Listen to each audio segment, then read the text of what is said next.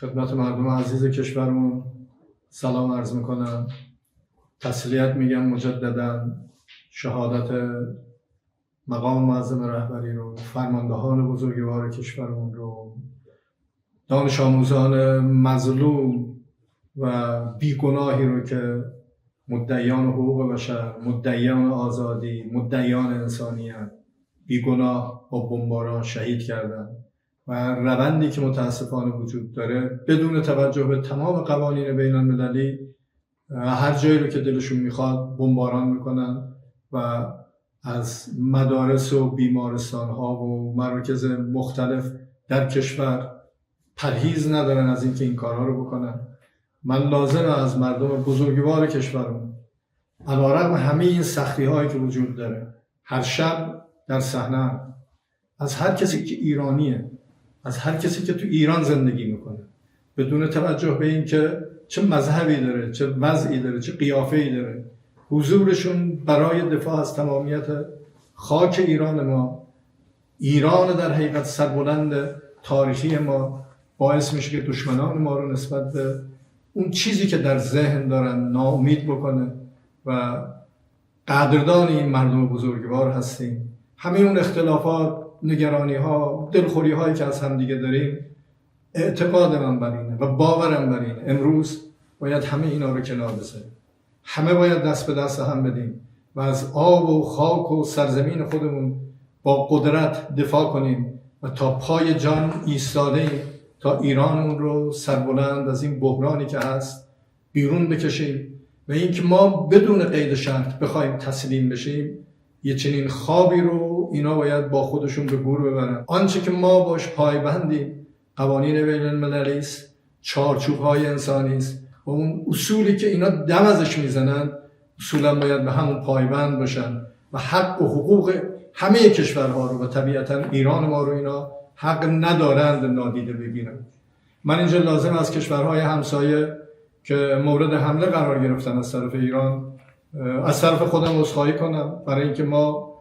این روند و اوضاعی که اتفاق افتاد، فرماندهان ما، رهبر ما، عزیزان ما در حقیقت جان خودشون رو از دست دادن به خاطر تجاوز وحشیانه‌ای که داشت و نیروهای مسلح ما، قهرمانانی که جان بر کفن و زندگیشون کف دستشون گذاشتن که از تمامیت ارضی دفاع کنن، دیگه وقتی فرماندهان نبودن آتش به اختیار تمام اون اقداماتی که لازم بود انجام دادن و با عزت و قدرت از سرزمین ما دفاع کردن. ما قصد تجاوز به کشورهای همسایه نداریم، همان گونه که بارها گفتم اونا برادران ما هستن.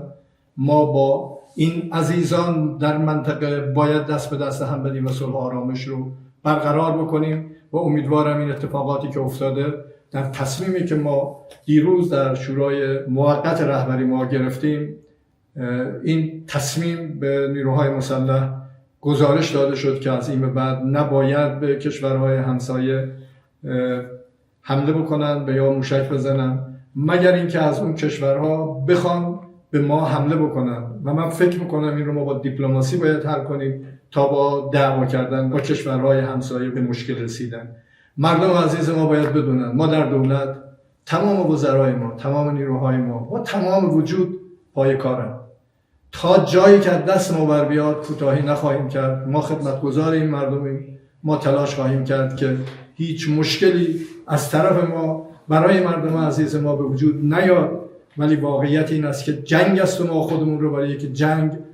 آماده کردیم و آماده خواهیم کرد و از خداوند بزرگ در این ماه مبارک میخوام که به ما این باور و این ایمان و این اعتقاد رو عطا بکنه تا بتونیم از تمامیت کشورمون، از سربلندی و عزت مردممون با قدرت و با عزت دفاع کنیم و برای آیندگان درسی باشه که ایرانیان در تمام صحنه‌هایی که نیاز باشه با هم، ما باید با هم باشیم و امیدوارم کشورهای همسایه که یه سری از گروه‌ها و یا جناح‌ها در فکر اینن که از این فرصت بخوان به خاک ما حمله کنن، این پیام رو میدم بهتره که بازیچه دست امپریالیسم نشن. ممکنه ما با هم اختلاف داشته باشیم، ممکنه ما با هم گلایه‌هایی داشته باشیم، ولی الان به پشتیبانی از اسرائیل که نسل کشی داره میکنه و آمریکا که داره قلدری میکنه، حضور اینها برای همیشه یک رنگ بی عزتی، بی غیرتی، نمیدونم چجوری بگم، بازیچه دست استعمارگران و نسل کشان شدن خیلی بده برای کسانی که تصور میکنن میخوان آزادی و عزت خودشونو به دست بیارن. عزت رو در کنام روباهان و در کنام دروغگویان و در کنام جهانخواران نمیشه به دست آورد. اگر ما اختلافی داریم بهتره با هم بشینیم حل کنیم، ولی بازیچه اسرائیل و آمریکا نشین. سربلند و پیروز و موفق باشید انشاءالله.